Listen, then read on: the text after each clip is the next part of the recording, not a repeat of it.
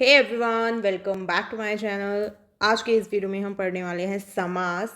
आप देख रहे हैं क्या स्टडी क्लासेस। चलिए शुरू करते हैं। यहाँ पर मैं सबसे पहले आपको बता देती हूँ कि आज हम जो है समास पढ़ेंगे और समास की हम डेफिनेशन, कुछ एग्जांपल्स, उसके जितने भी टाइप्स हैं, प्रकार भेद हैं, ठीक है, कुछ प्रैक्टिस क्वेश्चंस, और इस समास को जो है बहुत ही इजी तरीके से समझने की कोशिश करेंगे। कुछ हैक्स, टिप्स एंड ट्रिक्स के साथ भी इसे समझेंगे और लास्ट में कुछ प्रैक्टिस क्वेश्चंस भी सॉल्व करेंगे। यहाँ पर सबसे पहले हम समास देख लेते हैं। समास क्या है, समास की जो हम डेफिनेशन देखते हैं या समास क्या होता है, हम ये जानने की कोशिश करते हैं। तो समास यहाँ पर क्या होता है, जब दो या दो से अधिक शब्द मिलकर एक नया शब्द, एक संक्षिप्त शब्द बनाते हैं, यानी कि एक छोटा शब्द बनाते हैं, ठीक है।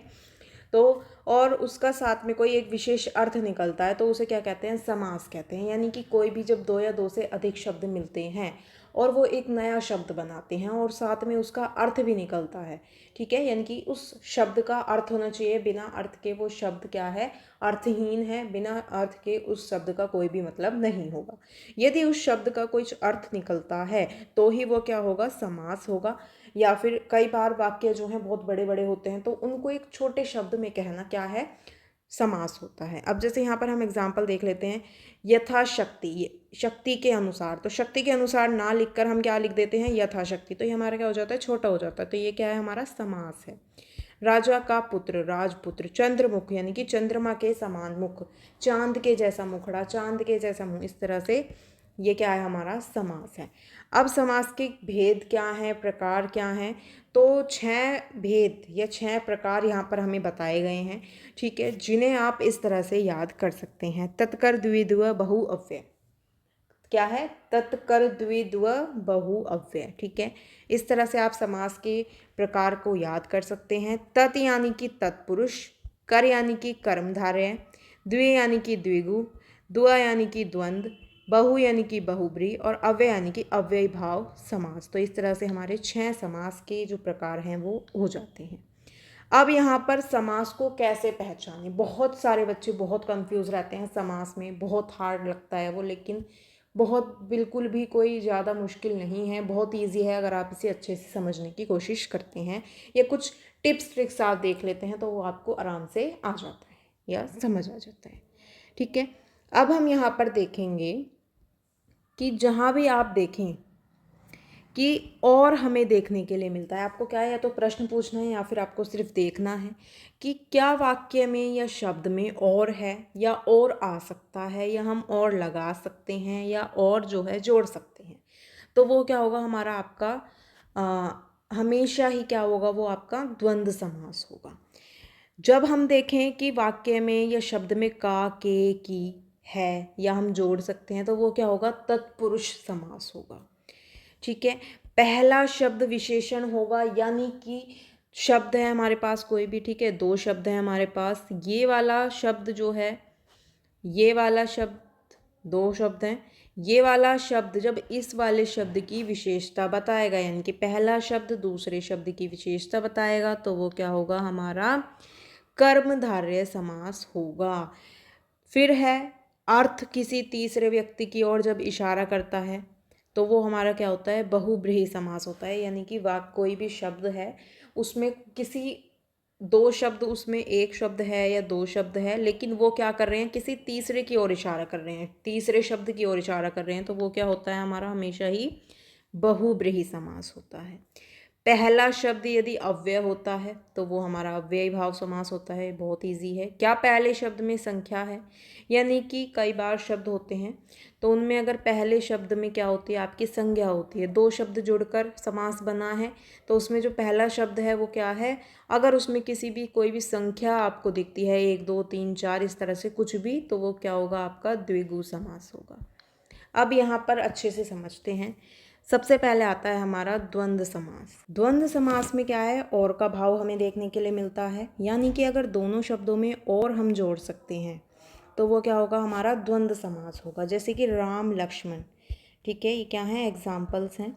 राम लक्ष्मण, तो राम और लक्ष्मण हम इसमें और जोड़ सकते हैं। सुख दुख, सुख और दुख। माता पिता, माता और पिता। बहन भाई, भाई और बहन, ठीक है। इस तरह से हम क्या कर सकते हैं, इसमें और जोड़ सकते हैं। तो ये हमारा क्या होगा, हमेशा ही द्वंद्व समास होगा। पहचान क्या है कि दोनों शब्द जो हैं समान महत्व रखते हैं।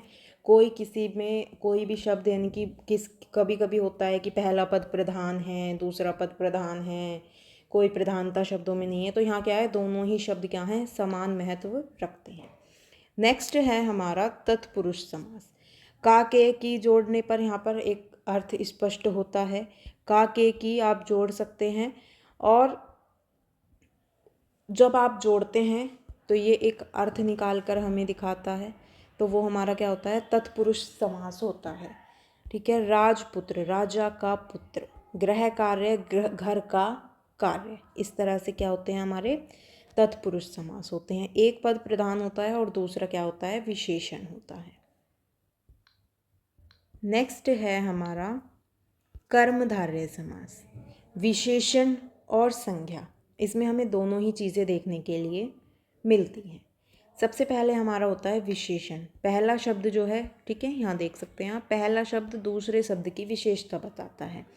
अब यहाँ है नील कमल, तो ये क्या होता है, नीला कमल। नीला क्या है, कमल की विशेषता बता रहा है। कमल हमारा क्या है, संज्ञा है, और नीला विशेषण है। यानी कि नीला जो है वो किसकी विशेषता बता रहा है, कमल की, कि कमल क्या है, नीला है। मधुर वाणी, तो क्या है, मधुर वाणी है। पहचान आप देखेंगे कि विशेषण और संज्ञा, या संज्ञा और संज्ञा जो विशेषण रूप में हो सकती है या विशेषता बताती है। तो इस तरह से क्या है, हमारा कर्मधारय समास है। नेक्स्ट है बहुब्रीहि समास, जो कि खुद नहीं होता है, वो अपने ऊपर कुछ यहाँ पर वो अपने ऊपर नहीं लेता है। वो क्या है, तीसरे व्यक्ति या वस्तु या शब्द या अर्थ की तरफ क्या करता है, इशारा करता है। ठीक है, यानी कि जिसका अर्थ किसी तीसरे व्यक्ति या वस्तु की ओर इशारा करता है, वो हमारा क्या होता है, बहुब्रीहि समास होता है। जैसे दशानन, तो दशानन यानी कि 10 मुखों वाला, यानी कि रावण।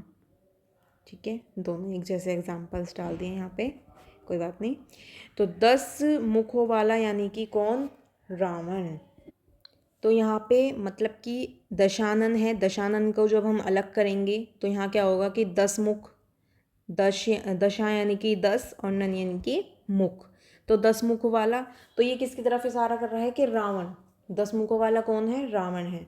अब जैसे कि नीलकंठ, ठीक है, तो नीलकंठ क्या है, नीला है कंठ जिनका, यानी कि महादेव।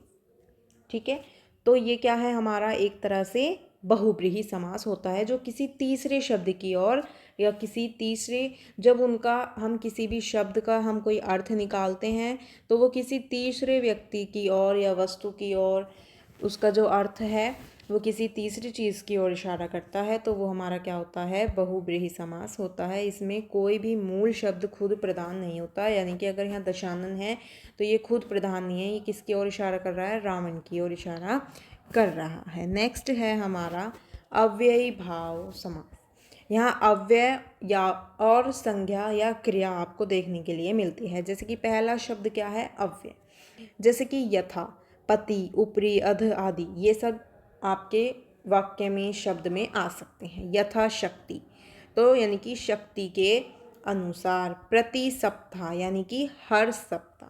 तो पहला शब्द क्या है, यहाँ पर अव्यय है, तो इसलिए क्या है, ये हमारा अव्ययी भाव समास है। नेक्स्ट है हमारा द्विगु समास। ये तत्पुरुष का ही एक तरह से प्रकार होता है। इसमें संख्या और संज्ञा होती है, जो कुल मिलाकर एक नया शब्द या शब्द बनाते हैं, जो एक अर्थ प्रकट करता है। जैसे कि त्रिलोकी, यानी कि 3 लोक। त्रि क्या है, मैंने बताया था पहले कि संख्या आपको देखने के लिए मिलेगी, 1 2 3 4, कुछ भी संख्या हो सकती है। जैसे त्रिलोकी, तो त्रि क्या है, यहाँ पर त्रि क्या होता है, 3, तो ये हमारा क्या होगा, द्विगु समास होगा। पंचवटी, 5 वट वृक्षों वाला स्थान, तो यहाँ पहला शब्द क्या देखने के लिए मिलता है आपको, संख्या वाला देखने के लिए मिलता है। तो ये बहुत इजी है, ये क्या है, हमारा द्विगु समास है। अब यहाँ पर हम कुछ क्वेश्चन सॉल्व करते हैं। ठीक है, इस तरह से हमारे इसके प्रकार थे। अब यहाँ पर हमारा क्वेश्चन है, सूर्य किरण किस प्रकार का समास है। तो सूर्य किरण क्या है, यानी कि ये हमारा तत्पुरुष समास है। क्यों? सूर्य किरण यानी कि का की का भाव यहाँ पर आ रहा है और इसलिए ये क्या है, हमारा तत्पुरुष समास है। यानी कि सूर्य की किरण या सूर्य की किरणें, तो जहाँ भी का की के का आपको भाव दिखेगा या आएंगे वो क्या होगा, हमारा आपका हमेशा ही तत्पुरुष समास होगा। नेक्स्ट हमारा क्वेश्चन है नील कमल। ठीक है, यानी कि नीला कमल, मैंने बताया था विशेषता जहाँ भी होगी तो वहाँ क्या है, आपका पहला शब्द नीला है विशेषण है और दूसरा कमल है ये जो कि संज्ञा है और ये एक कर्मधारय समास है क्योंकि नीला कमल की विशेषता बता रहा है, तो ये क्या होगा, हमारा कर्मधारय समास होगा। नेक्स्ट है राजमार्ग, यानी कि राजा का मार्ग, तो ये कौन सा समास है, का आ गया यहाँ पर, ये क्या है, तत्पुरुष समास। राजा का मार्ग का के का भाव है और एक अर्थ यहाँ पर शब्द का बनता है। नेक्स्ट है कि हरिद्वार में कौन सा समास है, तो यानी कि हरि का द्वार, यहाँ भी का आपको देखने के लिए मिलेगा, तो ये भी क्या है, आपका तत्पुरुष समास है।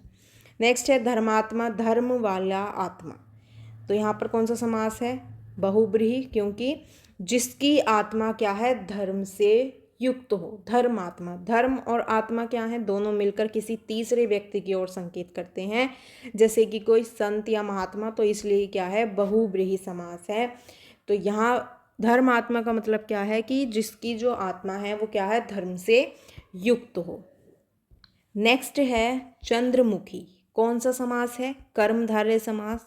यहाँ क्या है, चंद्र जैसा मुख वाला, तो यहाँ पे क्या हो रही है, तुलना की जा रही है, किससे, चंद्र से, चांद से तुलना की जा रही है। चंद्रमुखी यानी कि चांद जैसा मुखड़ा या चंद्र जैसा मुख वाला, तो ये आपका क्या है, कर्मधारय समास। जहाँ भी आपको किसी दूसरी चीज़ से उस शब्द की तुलना करती दिखेगी, उस शब्द की किसी दूसरे शब्द से तुलना करती हुई दिखेगी, वहाँ क्या होगा, कर्मधारय समास होगा।